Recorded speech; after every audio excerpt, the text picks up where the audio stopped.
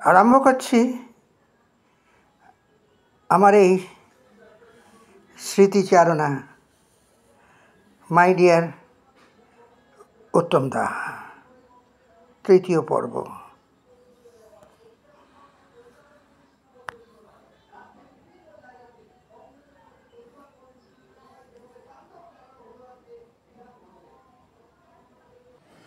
সাপমোচন ছায়াছবিটা প্রায় পুরোটাই চিত্রায়িত হয়েছিল ইনডোরে। কালী ফিল্ম স্টুডিওটা বেশ বড় ছিল, আজও আছে বলে মনে হয় আমার। অনেকটা জায়গা নিয়ে একটা ফ্লোর, এর পর অনেকটা করে জায়গা ছিল দুটো ফ্লোরের মাঝখানে। গ্রাম থেকে আসা মহেন্দ্রকে তথা উত্তমদাকে তথাকথিত ব্রিটিশের দেয়া তকমাধারী অভিজাত সম্প্রদায়ের ধনী মানুষজনের সামনে এনে দাঁড় করানোর জন্যে একটা স্টুডিওর ভেতরে টি পার্টি আয়োজন করা হয়েছিল। সেই টি পার্টিটা হয়েছিল ফ্লোরের বাইরে একটা মাঠে। এই চা চক্রটির আয়োজন করেছিলেন মাধুরী তথা সুচিত্রা দিদি। যাই হোক, ফ্লোরের বাইরে অনেক ফাঁকা জায়গা ছিল, তাই সেটার আয়োজন করা হয়েছিল স্টুডিওর ভেতরে, কিন্তু ফ্লোরের বাইরে। এই ছায়াছবিতে অনেকের মধ্যে ক্যামেরার পেছন থেকে কাজ করেছেন দুজন মানুষ, দুই সত্যেন। একজন হলেন সাউন্ড রেকর্ডার শ্রী সত্যেন চট্টোপাধ্যায়, যার প্রতাপ সম্পর্কে শ্রী তরুণ মজুমদার তার সিনেমা পাড়া দিয়ে বইটায় লিখেছেন সবিস্তারে। আমিও ব্যক্ত করেছি সেই কথা আমার প্রতিবেদনে।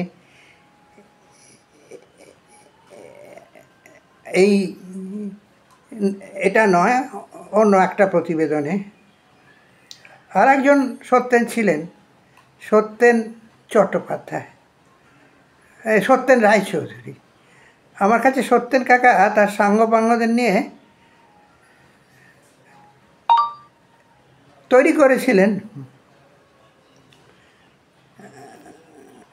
আমাদের গ্রামে, চণ্ডীপুরের গ্রামে ডিলাপিটেডেড বাড়ির সেটিংস। সেখানে আমার শুটিং ছিল সেই দিনই। রোদ্দুর থাকতে লাঞ্চ ব্রেকের আগে ফ্লোরের বাইরে শুটিংয়ের আগে করে নেওয়া হয়েছিল ট্রি পার্টির দৃশ্যগুলো। টেকনিশিয়ানরা যারা ক্যামেরার পেছনে সবসময় থাকেন, ছায়াছবিতে সচরাচর দেখতে পাওয়া যায় না তাদের। মাঝে মাঝে অল্প সময়ই তাদের দেখা যায় যদি পরিচালক চান। খাওয়া দাওয়া তো ছিলই আমার সেখানে, যেখানে উত্তমদা সুচিত্রাদি ছিলেন সেখানেই। অতএব খাওয়া দাওয়া নিয়ে আমার কোনো মাথা ব্যথা ছিল না। চা চক্রের শুটিংয়ে বিকাশ কাকু থেকে অনেকেই উপস্থিত ছিলেন। এইসব অভিনেতা অভিনেত্রীরা প্রায় সকলেই ব্রিটিশের লিগেসিতে প্রতিপালিত হওয়া আপস্টার্ট মানুষজনের ভূমিকায় যথাযথ অভিনয় করেছিলেন। উত্তমদা আর সুচিত্রা দিদি ছিলেন ব্যতিক্রমী দুজন। উত্তমদা অভিনয় করেছিলেন সদ্য গ্রাম থেকে আসা কোট প্যান্ট পরা লাজুক লাজুক, ওই সমাজে একদমই অচল হ্যান্ডসাম ইয়ং ম্যানের ভূমিকায়। আর সুচিত্রা দিদি অভিনয় করেছিলেন ওই সমাজেরই পরিবেশে বড় হওয়া, কিন্তু ওই সমাজকে ব্যঙ্গ বিদ্রূপ করা সমাজচ্যুত এক সাহসী নারীর ভূমিকায়। ওনার কথাবার্তাতে আপনারা যদি ছবিটা দেখেন টের পাবেন এই চরিত্রটি কাজ করবার। লাঞ্চ ব্রেকের পরে ছিল আমার অভিনয়ের শুটিং। এই শুটিংয়ে আমার বাবা মার ভূমিকায় অভিনয় করেছিলেন সুপ্রভা মুখার্জি এবং পাহাড়ি সান্যাল। দারিদ্র্যক্লিষ্ট এক পরিবারে খাওয়া দাওয়ার মেনু নিয়ে শুটিং হয়েছিল সেখানে। সত্যি খুব করুণ ছিল এইসব নিয়ে কথাবার্তাগুলো। এই টি পার্টির পরে খুব বেমানানো ছিল। একটা শটে সুপ্রমাসিকে আমাকে বলতে হয়েছিল যে মা, কলমি শাক আর পুকুরে নেই, অন্য কিছু খেতে হবে। বোকার মতো আমি বলেছিলাম আমার খুব পায়েস খাওয়ার ইচ্ছে হয়। তখন মানি অর্ডারে টাকা এসে গিয়েছিল, কে পাঠিয়েছিল বলা ছিল না। তাই আমার বাবার ছবিতে, যিনি আমার বাবা অভিনয় করেছেন, সেই পারিসানারা দেখলেন তার যে টাকাটা পাঠিয়েছে নিশ্চয়ই তার ভাই মহিম কলকাতা থেকে যখন এসেছে সেই টাকাটা। পরে জানা গেল টাকাটা পাঠিয়েছিলেন মাধুরী, উত্তমদার বকলমে, মহিমের বকলমে। ততক্ষণে টাকা খরচের লিস্টটি তৈরি হয়ে গিয়েছিল। দেবেন্দ্র দারিদ্রের শ্লাঘাতে সেটা প্রচণ্ডভাবে আঘাত করেছিল যখন দেখেছিল যে টাকাটা পাঠিয়েছিল মাধুরী, মহেন্দ্র নয়, উত্তমদা নয়। কেনাকাটার লিস্ট বন্ধ করে দিয়ে টাকা ফিরিয়ে দিয়েছিল দেবেন্দ্র। উপদেশ দিয়েছিল নিজের পায়ে নিজে দাঁড়ানোর চেষ্টা করো। মাধুরীও আঘাত পেয়েছিল সেই কথায়। সেখানে নিবেন্দ্রকৃষ্ণ চট্টোপাধ্যায় যে ডায়ালগ উত্তমদার মুখে দিয়েছিলেন বড় ভাইকে ডিফেন্ড করে, সেটা খুব সুন্দর ছিল।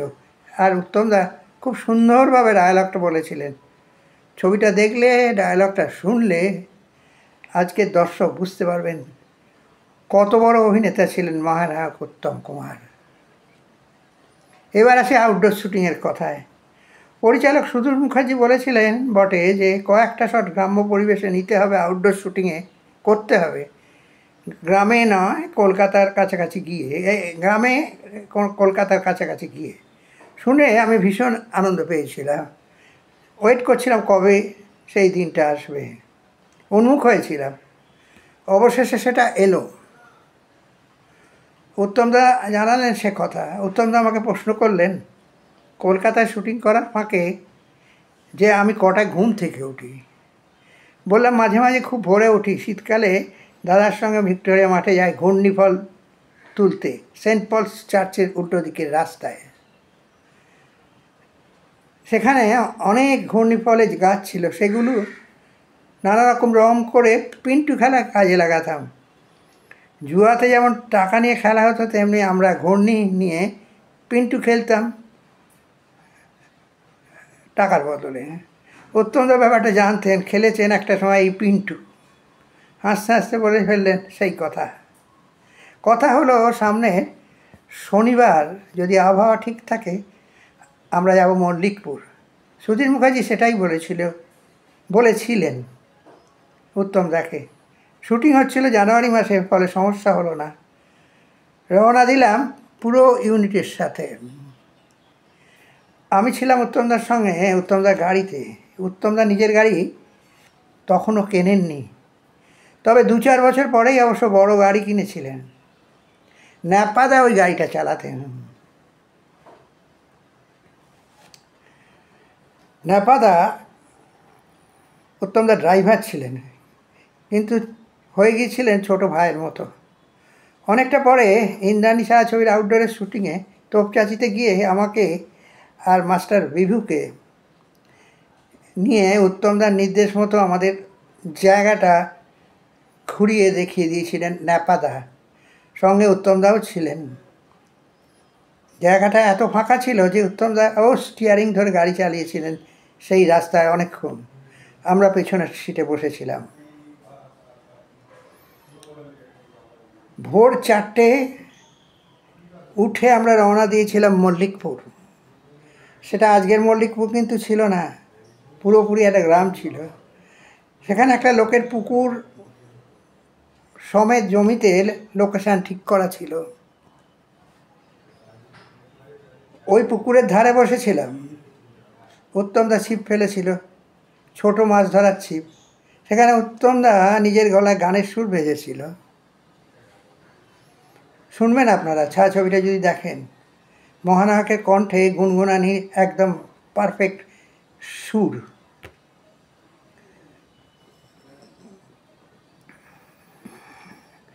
আর তার সঙ্গে আমিও সঙ্গত করেছিলাম, হেমন্তাদার শিখিয়ে দেওয়া তবলার বোলটা বলেছিলাম আমি। এরপর পরিচালক 2-4টে স্পটে গ্রামের দৃশ্য ক্যামেরাবন্দি করে ফেললেন। পরে হয়তো কাজে লাগাবেন বলে সেসব আমার জানা ছিল না। রোদ পড়ার আগেই লাঞ্চ ব্রেক হয়ে গিয়েছিল। কলকাতায় ফিরতে সন্ধ্যা হয়ে গিয়েছিল। তবে উত্তমদার কলকাতার উদ্দেশ্যে রওনা দেওয়ার সময় পেয়ারা গাছ থেকে নেমে উত্তমদাকে পেয়ারা দেওয়ার দৃশ্যটা কলকাতার ইন্দোরে ক্যামেরাবন্দি করা হয়েছিল, মল্লিকপুরে অবশ্যই নয়।